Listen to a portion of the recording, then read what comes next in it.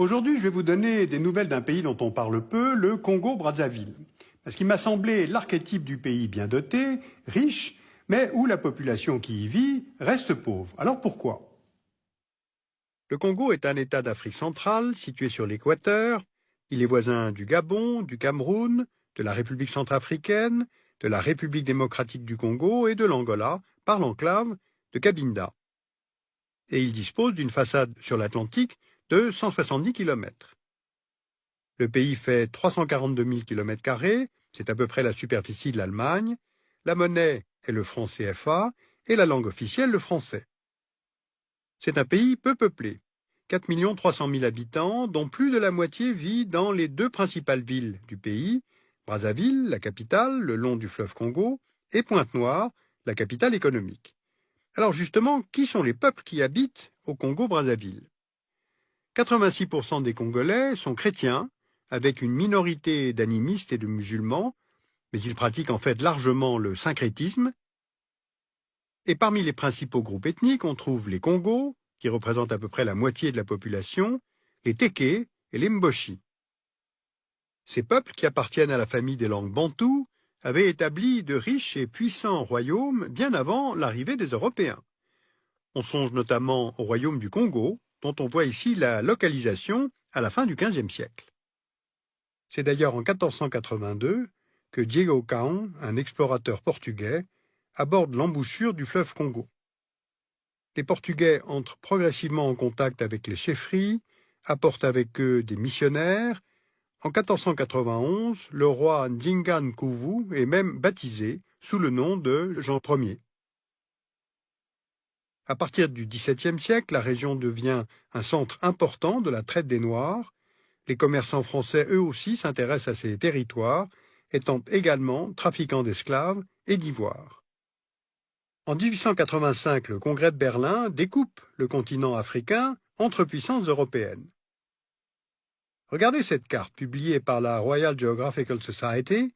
Elle montre l'Afrique centrale en 1890. À l'est du fleuve Congo, on voit l'État indépendant du Congo, sous souveraineté du roi de Belgique, Léopold II.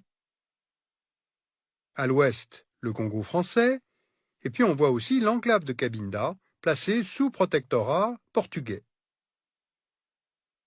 20 ans plus tard, en 1910, comme vous le voyez sur cette autre carte britannique, les territoires situés à l'est du fleuve Congo sont devenus le Congo belge, et à l'ouest, l'Afrique équatoriale française est créée. Elle regroupe le Moyen Congo, le Gabon, le Tchad, l'Oubangui-Chari, avec Brazzaville pour chef-lieu. Un demi-siècle plus tard, en 1960, les deux Congos obtiennent leur indépendance, et tous deux prennent le nom de République du Congo. Et on les différencie alors par leur capitale. Le Congo belge devient le Congo-Kinshasa, et le Moyen Congo devient le Congo-Brazzaville. L'ancien Congo belge prendra ensuite le nom de Zaïre entre 1971 et 1997, puis celui de République démocratique du Congo, souvent surnommé RDC. L'ancien Moyen Congo prendra quant à lui le nom de République populaire du Congo entre 1969 et 1992, avant de reprendre celui de République du Congo. Voilà donc l'origine des différences entre les deux Congos que l'on confond souvent. Alors aujourd'hui, comment vit le Congo-Brazzaville? Ce pays est particulièrement bien doté en ressources naturelles. D'abord les ressources hydrographiques. Il y a deux bassins fluviaux principaux, celui du fleuve Congo et celui du fleuve Kwilu-Nyari. Et de ce fait, les ressources renouvelables d'eau douce par habitant sont évaluées à 53 000 m3 par habitant, ce qui est considérable. Pour vous donner un ordre de grandeur, en France, la disponibilité moyenne par an par habitant en eau se situe autour de 3 000 m3. Donc, beaucoup d'eau au Congo. Il y a ensuite la forêt équatoriale. Elle couvre 22 millions d'hectares, soit les 2/3 du territoire. On y trouve des essences précieuses et semi-précieuses, telles l'okoumé, le sapelli, le limba notamment, dont les coupes sont largement exportées. Il y a aussi les ressources minières, d'importantes réserves de minerais de fer estimées à plus de 10 milliards de tonnes, soit à peu près 6% des réserves mondiales. On trouve également des mines de diamants, de cuivre, d'or.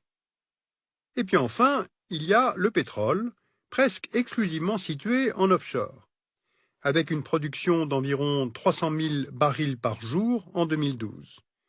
Dans le rapport annuel de British Petroleum, le Congo est le 6e producteur de pétrole en Afrique. Or, toute l'économie congolaise repose sur cette production et sur le raffinage, puisque le pétrole et ses dérivés représentent à la fois 90% des exportations du pays, 70% du PIB et 75% des recettes budgétaires. Donc on mesure ainsi le très grand niveau de dépendance par rapport au pétrole. Bien, voilà donc un pays riche, mais pas ses habitants, car la moitié de la population du Congo vit avec moins de 1,25 $ par jour en parité de pouvoir d'achat, c'est-à-dire sous la barre du seuil d'extrême pauvreté défini par la Banque mondiale. Un tiers de la population du Congo est sous-alimentée.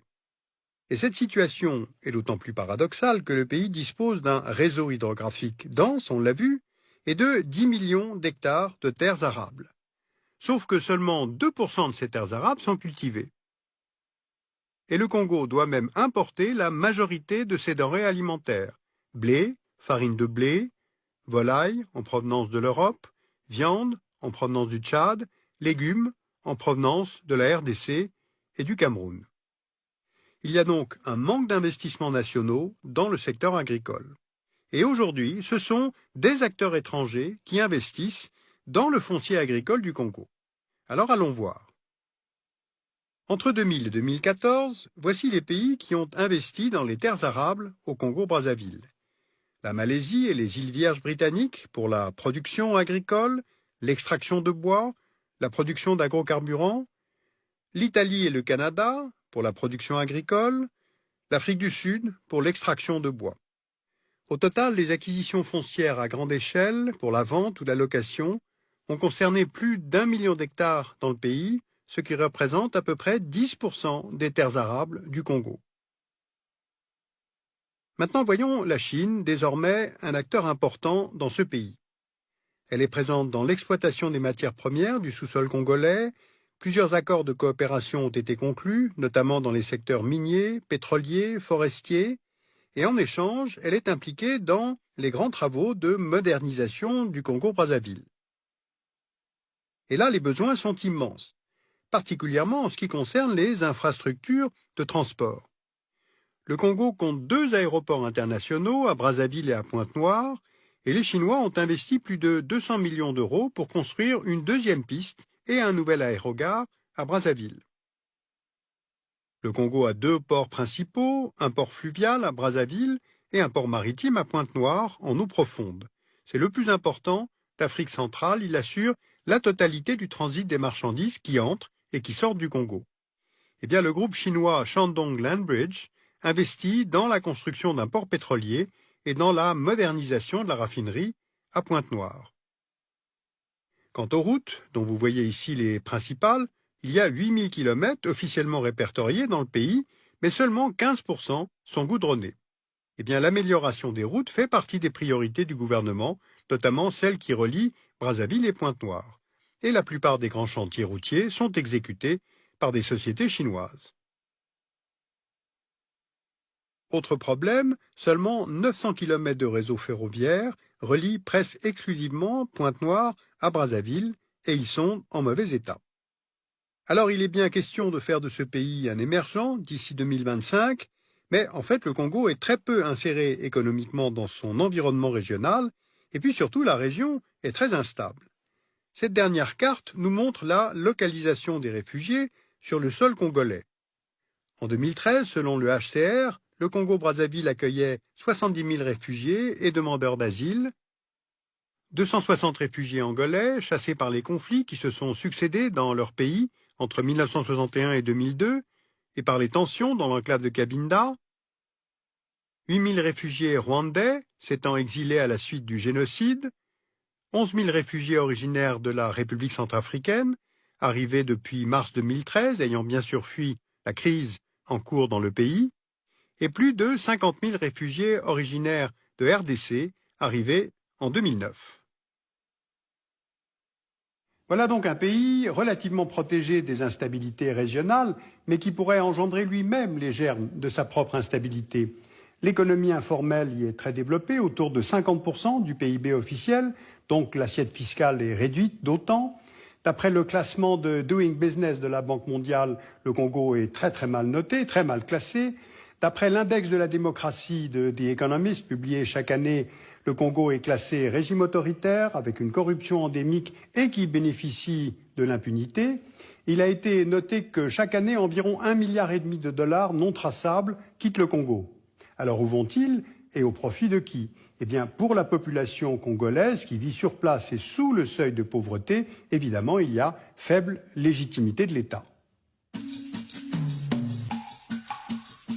Alors vous pouvez lire « La Chine au Congo-Brazzaville, stratégie de l'enracinement et conséquences sur le développement en Afrique ».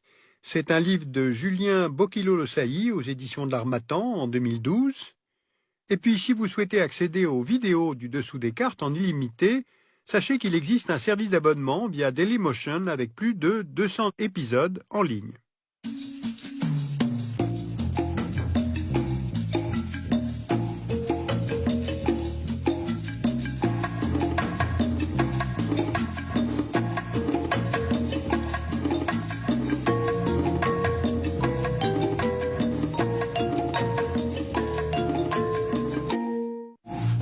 Le dessous des cartes. À voir, à revoir sur Arte Plus 7. Votre samedi soir, c'est une